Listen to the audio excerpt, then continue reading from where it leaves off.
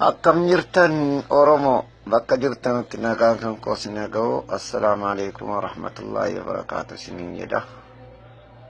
Warra du'eellee rabbii jannataa seensisu Oromoon hin bilisoomti. Inshallah video ofirraa etna. Akkam jirtan Oromoo warri Kaabaa, warri Lixaa, warri Afrikaa, warri Oromiyaa, warri Ameerikaa, warri Faransaay, warri Awurooppaa akkam jirtan? Keessatti atileetonni akkam jirtani fayyaadhaa jirtanii isiniin jedha. Atileetonni rabbiin humna isinii haa ta'u, rabbi isin haa jabeessu. Atileetota Oromoo bakka jirtanuu isiniin jedha. Maqaan koo atileet Ridwaan Abdurrahmaan Muhammadin jedhama. Aniin kan inni ittiin hirmaadhu keessoo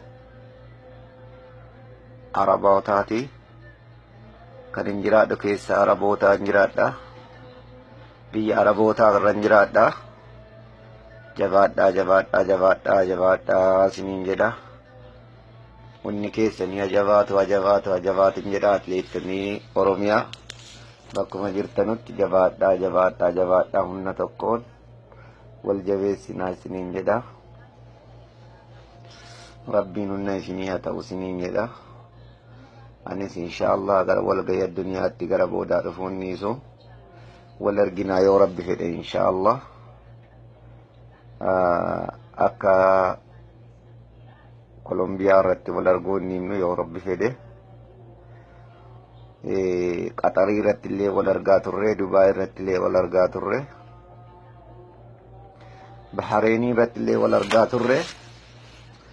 Inshallah gama addunyaatti mul'achuuf deemna yoo rabbi fedhe samuuna kana.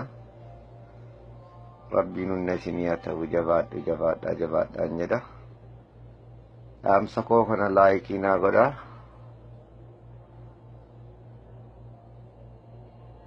Jawaar Muhammad illee dubbisuu nan fedha. Laayikii naa godhaa bakka jirtanuu akkam jirta Jawaar fayyaadhaa jirtaa isiniin jedha. Oromoo akkamii jabaadhaa jabaadhaa Oromiyaan hin bilisoomti. Akkamitti dhaamsa xiqqoo tokko sii dhaamuun fedha. Akkamitti uummanni Oromoo harka duwwaadhaan wayyaanee loluu danda'a. Meeshaa binnee uummatatti hiruu qabna. Efee 200,000 neetii Itoophiyaa cufsiiftu bansiiftu meeshaa 200 bituu qabda. Namni 2,000 meeshaa 2,000 hidhachuu qaba. Namni keenya du'uu hin qabu. Munaafiqni hunduuneeyyii muslimni du'aa yaaki. Maal taate dhiifama guddaa wajjin. Dhiifama immoo sin gaafadhaa. Kiristaanii musliimochi bakka jirtanuu kiristaanii peenteen nulsumansiin dhiifama sin gaafadha. Laazim meeshaa loluu qabna. Meeshaa bilisoomsa malee alaabaan hin bilisoomsu. Meeshaatu bilisoomsa malee alaabaan hin bilisoomsu. Kana laayikii naa godhaati. Haasaa danuullee isinitti hin barbaadu. Gumaa Oromoo hin baafnaa hin baafna. Namni miliyooniin tokko meeshaa miliyoonii tokko hidhachuu qaba. Amaarillee jabaadhaa.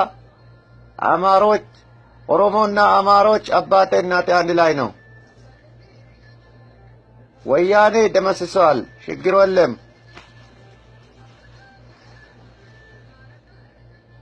አማራና ኦሮሞ አንድ ላይ ነው። ይፈራል ይፈራል ወያኔ ይደመስሰዋል። ካንን ሲንጀዱ ያ ጀዋር በቃ ጅርቱት ነጋንገን ኮሴ ያገው an atleet Ridwaan Abdurrahmaan Muhammad siin jedha.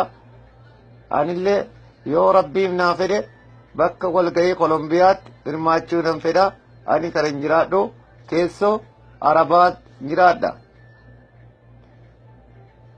Nagaan naa turaa nagaan jiraadha. Oromoon hin bilisoomti hin bilisoomna hin bilisoomna. Salaamu alaikum wa rahmatullahi wa barakatuh.